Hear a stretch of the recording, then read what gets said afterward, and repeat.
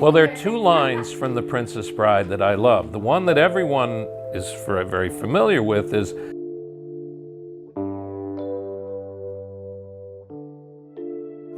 when audiences think of The Princess Bride, they remember a fairy tale filled with charm, romance, and humor. What they do not see is the chaos, danger, and emotional weight that shaped every scene behind the camera. The cast endured injuries, accidents, grief, and real fear, while hiding it all behind the story's lighthearted tone. Production was full of close calls that nearly ended careers, rewrites caused by hidden medical emergencies, and emotional moments that sprang from the private battles the actors carried. As we peel back the curtain, we uncover the stories the cast protected for decades. These are the revelations that reshape everything fans believed they knew about this classic adventure. Cary Elwes' near-career-ending accident destroyed the film's schedule. Cary Elwes was still early in filming when a single mistake nearly derailed the entire production. During a relaxed break on set, Andre the Giant invited him to try the all-terrain vehicle he used to move around because of his back pain. Cary agreed, assuming it would be simple. The moment he accelerated, the front wheel lifted and the vehicle slammed down directly onto his foot. The pain was immediate and overwhelming. He was rushed to the hospital where doctors confirmed fractures in his big toe. The injury was a serious problem. Cary appeared in almost every scene, and many required athletic movement.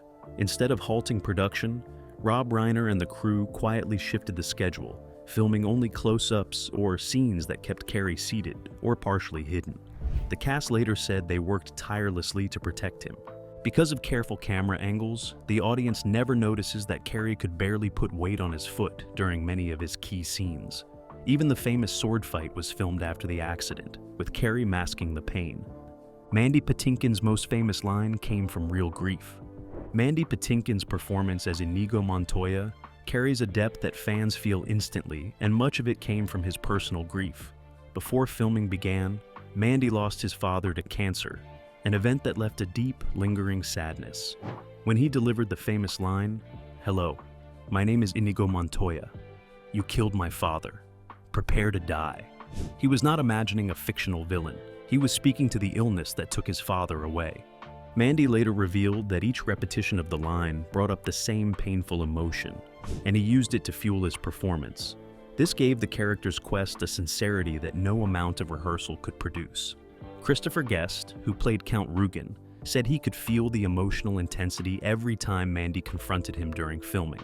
The final showdown between Inigo and Rugen became more than a scripted revenge scene. For Mandy, it symbolized a personal resolution, a moment where he felt he could strike back at something that had hurt him deeply. It remains one of the strongest examples of real grief embedded in a fantasy film performance. Billy Crystal ad-libbed so hard, he nearly sent Mandy Patinkin to the hospital.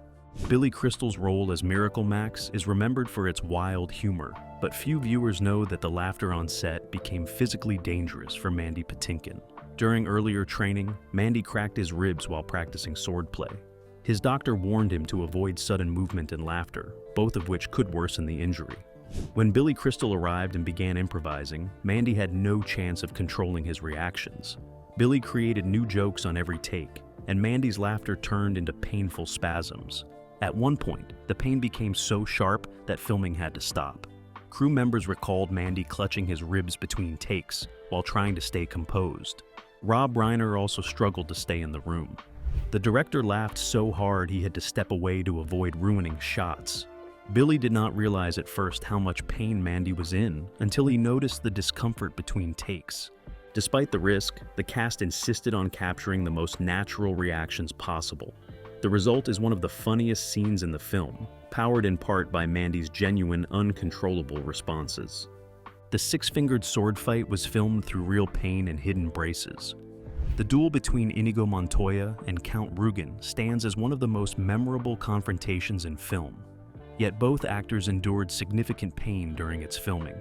Mandy Patinkin was still recovering from his rib injury, which limited his range of motion and made deep breaths painful.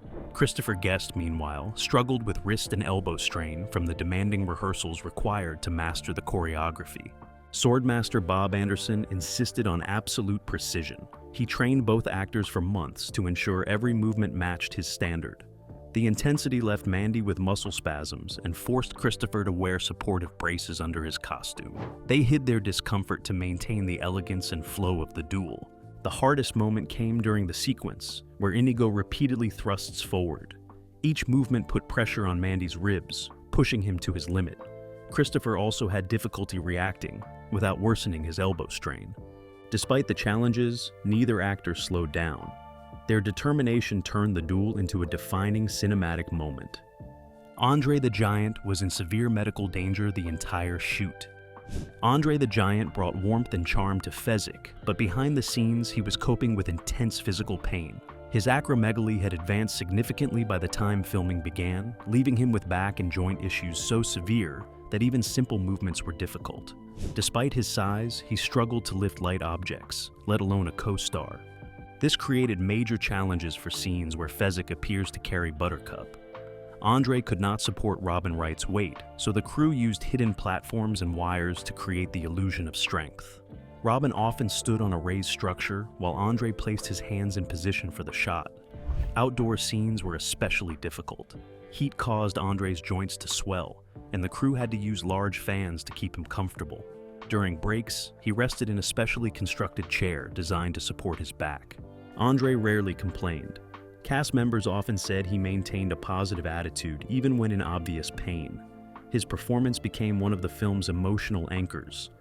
Robin Wright and Cary Elwes' chemistry was real, and it complicated filming. Robin Wright and Cary Elwes had natural chemistry from the moment they met.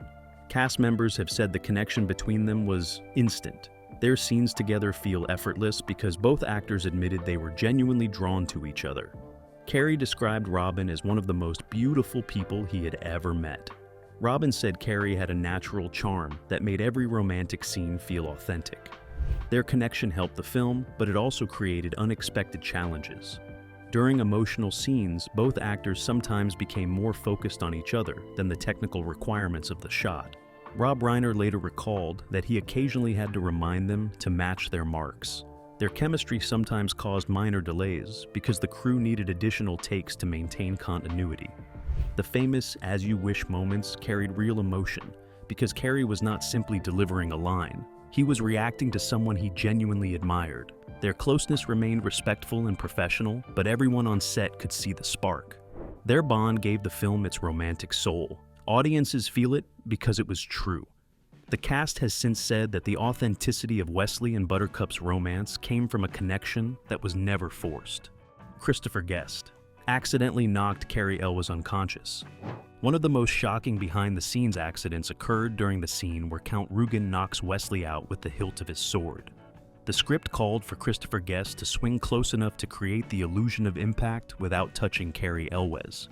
Cary encouraged him to swing a little closer to make it look more realistic. Christopher reluctantly agreed. During the take, Christopher misjudged the distance by a fraction of an inch. The sword hilt struck Cary on the head with unexpected force. Cary collapsed instantly. Crew members rushed in as Christopher froze in shock, believing he had seriously injured his co-star. Cary was taken to the hospital, where doctors confirmed he had suffered a mild concussion. The production quietly rearranged the schedule to allow Cary time to recover. The take that knocked him out was so convincing that Rob Reiner used it in the final cut. Fans who watch the film see Wesley fall perfectly in character, unaware that Cary was actually unconscious. Christopher Guest later said the accident haunted him for years. It became one of the rare moments in filmmaking where realism crossed into genuine danger. Wallace Shawn believed he would be fired every day. Wallace Shawn delivered one of the most memorable performances as Vizzini, but fans never realized he worked under constant fear. Wallace believed the studio wanted Danny DeVito for the role, and because Danny was more famous at the time, Wallace convinced himself he was only a temporary replacement. He later said that every morning he expected someone to approach him with news that Danny had become available. His anxiety was so intense that he rehearsed obsessively. Rob Reiner recalled Wallace arriving hours before his call time, worried he would make a mistake. During the famous Battle of Wits scene, Wallace believed his performance was too slow and demanded multiple takes, convinced the director was losing confidence in him. Despite his fear, Wallace's quirky energy became essential to the film. His high-pitched line deliveries and abrupt gestures were rooted in genuine nervousness, which gave Vizzini his frantic charm. Cary Elwes later said Wallace's insecurity unknowingly shaped one of the most iconic comedic villains in cinema. The irony is that the studio never planned to replace him. His fear existed only in his own mind. Yet that fear produced a performance fans treasure. Andre the Giant's famous fart stopped production for 17 seconds. One of the most unusual events on set became a legendary story the cast still laughs about. During a break in filming, Andre the Giant released a massive 40-decibel sound that echoed across the set. Cary Elwes described it as lasting almost 20 seconds. The blast was so loud that it halted production, silenced the entire crew, and caused Rob Reiner to double over laughing. The moment became known behind the scenes as the 17-second pause. Rob timed how long it took for the crew to regain composure. Accounts differ, but some say the combined sound and laughter stopped work for nearly a full minute. Andre, completely unfazed, reportedly looked up and asked, "Are you okay, boss?" in a calm voice. Despite the humor, it also reflected Andre's medical condition. His digestive system was affected by acromegaly, which made such events common. Yet this one became unforgettable because it happened during a tense shooting day. The sudden hilarity relieved stress and bonded the cast.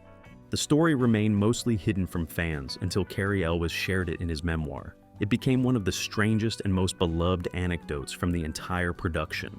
The ROUS creatures were real people in suits with chaotic histories. The rodents of unusual size, or ROUS, terrified young viewers. But the truth behind them is even stranger. Instead of advanced animatronics, the creatures were men wearing heavy foam suits. These performers came from stunt backgrounds, and at least one had a history of legal trouble. Their unpredictable behavior made filming the fire swamp scenes incredibly challenging. Cary Elwes recalled that one ROUS performer disappeared during production because he had been arrested the night before. The crew was forced to improvise until he returned. The performers inside the suits could barely see. Their movements were clumsy and often dangerous. Wright described moments where the ROUS actors fell unexpectedly, knocking over props or rolling into her path. Because the suits were hot and poorly ventilated, the men overheated quickly. Fans never noticed how many breaks were needed between takes, simply to keep the performers hydrated and conscious. At one point, a ROUS actor collapsed inside his suit, causing a brief medical scare. The chaos behind these scenes made the creatures far more real than most viewers imagine. Their unpredictable movements added authenticity, but they came with constant risk. The fire swamp almost caused a real fire on set. The fire swamp sequence is one of the film's most iconic moments, but the behind-the-scenes story reveals how close the production came to a real disaster.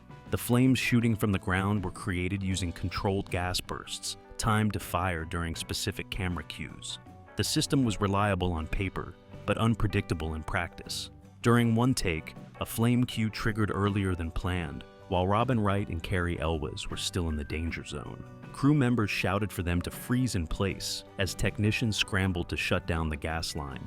Rob Reiner later admitted the moment terrified him. The actors were only a few steps from the ignition point. If they had continued walking, the flame tower could have struck them directly. After the near accident, the crew adjusted the timing system and increased safety checks. But Robin recalled still feeling uneasy during later takes. She trusted Cary, who physically guided her through the choreographed steps. Despite the risks, the fire swamp sequence became a highlight of the film. The tension audiences feel comes partly from the fact that the actors were navigating a set that was more dangerous than anyone realized. The Cliffs of Insanity were filmed under life-threatening winds. The dramatic shots of the Cliffs of Insanity combined studio work with real footage captured at the Cliffs of Moher in Ireland. When the crew arrived, they discovered the wind conditions were far more severe than expected.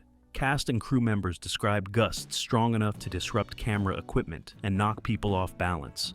Several technicians had to secure themselves using ropes, and gear was tied down to prevent it from toppling over the edge.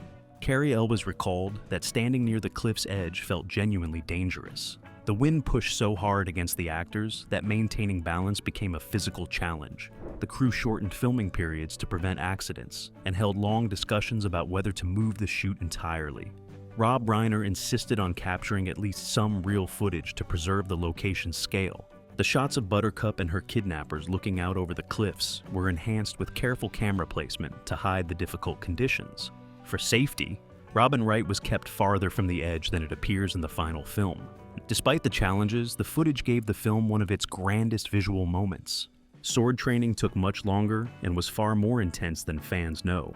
The sword fighting in The Princess Bride is often praised as one of the best in movie history. To achieve this, Cary Elwes and Mandy Patinkin trained for months with legendary swordmaster Bob Anderson. What fans do not realize is that the training extended far beyond the film's original schedule. Both actors spent hours each day learning real fencing techniques.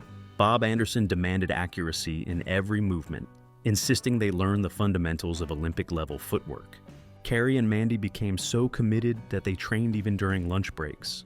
Their rehearsals were filmed and reviewed daily, allowing Anderson to refine their techniques. The actors later joked that they spent more time with their swords than with their families during production. The famous duel at the Cliffs of Insanity required choreography so complex that it took nearly a week to shoot. The actors performed every move themselves, with stunt doubles used only for flips. The dedication shows in the final result. The duel has been studied in film schools as an example of how practical training can elevate action. This commitment to authenticity helped create one of the most memorable sword fights ever filmed. William Goldman interrupted scenes because he could not stop crying. William Goldman, author of the original novel and screenwriter for the film, visited the set frequently. Rob Reiner encouraged him to observe scenes, but no one expected how emotional the experience would become. Goldman became overwhelmed during filming and would sometimes burst into tears in the middle of takes. He loved the story deeply, and seeing the cast bring his words to life moved him more than he anticipated. During the fire swamp scene, Goldman became so emotional that he accidentally interrupted filming by shouting, "She is on fire!" when Robin Wright's dress caught a spark. The reaction caused confusion before crew members confirmed it was part of the controlled effect. Goldman apologized repeatedly, embarrassed but still teary-eyed. His emotional outbursts happened several times throughout production. Cast members later said they felt honored to witness how much the story meant to him. Rob Reiner viewed Goldman's reactions as proof that the film was capturing the spirit of the book exactly as intended. Goldman's deep connection to the material added a unique layer of passion behind the scenes, even if it occasionally stopped filming. Fred Savage filmed his entire role while sick. Fred Savage, who played the young boy in the framing scenes, was dealing with illness throughout filming. The production worked around his condition by shooting short segments and allowing him to rest frequently between takes. Rob Reiner later explained that children's work hours are strictly limited, and Fred's illness made the schedule even tighter. Despite his discomfort, Fred delivered a performance filled with believable frustration, curiosity, and reluctant interest in the story his grandfather reads to him. His hoarse voice in some scenes is not acting, but a result of his cold. The crew adjusted lighting and camera angles to conceal signs of fatigue. Rob Reiner also took extra care to keep Fred calm. Knowing the boy did not feel well, he used lighthearted humor and gentle direction to maintain Fred's energy during close-ups. Cary Elwes later revealed that the entire cast tried to make Fred laugh off camera to keep his spirits up. Fans watching the film see a healthy and expressive child delivering memorable reactions. What they do not see is a young actor pushing through illness with the help of a supportive cast and crew who made sure his performance remained strong. The Miracle Max scene originally had a completely different ending. The Miracle Max sequence is one of the film's most beloved moments, but the ending audiences know today was not the one originally planned. William Goldman's script included an extended outro, in which Miracle Max and Valerie continue arguing long after Wesley has been revived. The scene was meant to end with a joke that directly mocked Wesley's condition. However, Billy Crystal and Carol Kane felt the scripted ending did not match the rhythm they had created through improvisation. Rob Reiner agreed. The energy in the room came from spontaneous humor that could not be duplicated. Billy delivered so many improvised lines that the scripted ending felt stiff in comparison. During early rehearsals, Billy suggested a shorter exit that focused on Max's triumph and Valerie's enthusiastic approval. The new ending allowed the scene to wrap with momentum rather than lingering too long on dialogue that did not land. Goldman approved the change, and the scene was ultimately trimmed to preserve the comedic flow. The version fans know exists because the cast trusted their instincts. Their rewrite improved the timing and left audiences wanting more. Robin Wright fainted during filming, and the footage was almost used. During the scene in which Buttercup confronts Humperdinck about Wesley, Robin Wright fainted from dehydration. The set was hot, and she had been wearing a heavy gown under strong lights. In the middle of a take, she swayed, lost balance, and dropped out of frame. Cary Elwes rushed toward her as crew members intervened. Robin recovered quickly, but the fall was startling. Rob Reiner later admitted the moment was so natural that he briefly considered using the footage as part of the character's emotional collapse. Ultimately, he decided against it because the fall had not been choreographed and could have injured her. The crew increased her water breaks after the incident and adjusted lighting to reduce heat. Robin has spoken about the fainting spell in interviews, saying she pushed herself harder than she should have. Despite the scare, the moment created a sense of camaraderie on set. The cast became more protective of her during later scenes, especially those filmed outdoors or under intense lighting. Most fans never realized how physically taxing the role became for her, or how close the production came to leaving an unplanned accident in the film. Andre the Giant could not hold Robin Wright at all. One of the most surprising secrets behind The Princess Bride is that Andre the Giant could not physically hold Robin Wright during filming. Despite his enormous size, Andre's acromegaly had weakened his spine. Lifting even light weight caused sharp pain. This became a major issue for scenes where Fezzik carries Buttercup. Instead of relying on Andre's strength, the crew used hidden platforms and wires to create the illusion. In the scene where Buttercup jumps into Fezzik's arms, Robin is not actually being held. She is supported by a hydraulic platform hidden behind Andre. The platform lifted her into the correct position, while Andre simply steadied her shoulders. Another scene used a disguised stunt rig that allowed Robin to lean forward without putting weight on Andre. Cary Elwes said Andre was embarrassed at first, believing he was letting the crew down. The cast reassured him that his presence and performance mattered more than physical strength. The solutions worked so well that fans never suspected a trick. The fact that Andre appears strong and graceful on screen, despite being in pain, shows how committed he was to delivering a joyful performance. Many of the funniest moments were the result of accidents and improvisation. A surprising number of comedic moments in The Princess Bride were improvised. Rob Reiner encouraged actors to explore their characters in the moment, which led to spontaneous lines that became iconic.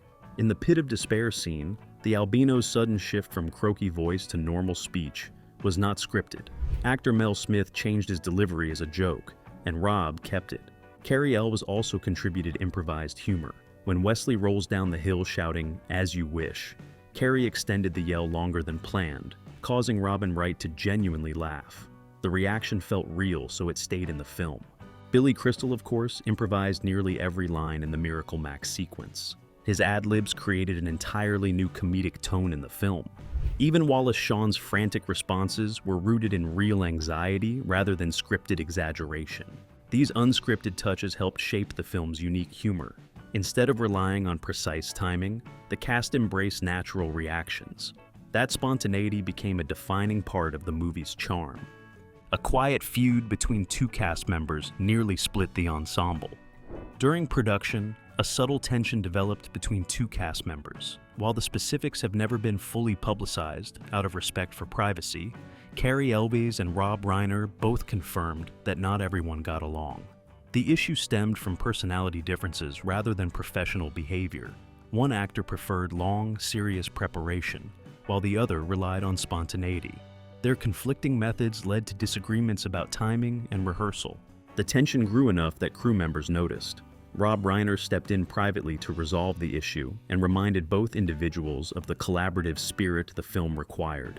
The disagreement never escalated into open conflict, but the strain briefly affected group scenes. Cary later said the cast was grateful the issue was addressed early before it disrupted the film.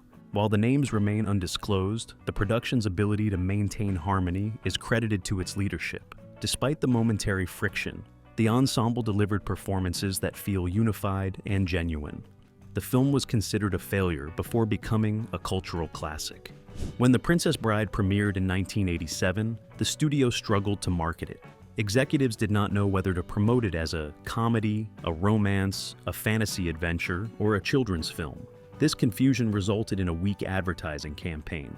Box office numbers were underwhelming, and the film was considered a modest disappointment. The cast later said they felt the studio had abandoned the project. Cary Elwes recalled how frustrating it was to watch a film they loved fail to find an audience. However, the movie began gaining traction through home video and cable television. Word of mouth grew steadily as families discovered its humor and heart. Within a few years, The Princess Bride transformed from an overlooked release into a fan favorite. College campuses began screening it, and its quotable lines spread across pop culture. Today, it is regarded as one of the most beloved films of the 1980s. Its journey from near failure to cultural triumph mirrors the perseverance of the cast and crew who believed in it from the start. The Princess Bride endures because it was shaped not only by imagination, but by the real experiences of the people who made it. Behind every moment of wonder were actors working through pain, fear, illness, and unexpected accidents. Yet through all the challenges, the cast believed in the story and in each other. Their commitment turned a troubled production into a timeless film that audiences continue to treasure. What fans see on screen is joy, adventure, and effortless charm. What happened behind the camera was far more human. The triumph of The Princess Bride lies in the fact that everyone involved gave more than the film ever asked for, and their devotion lives on in every scene.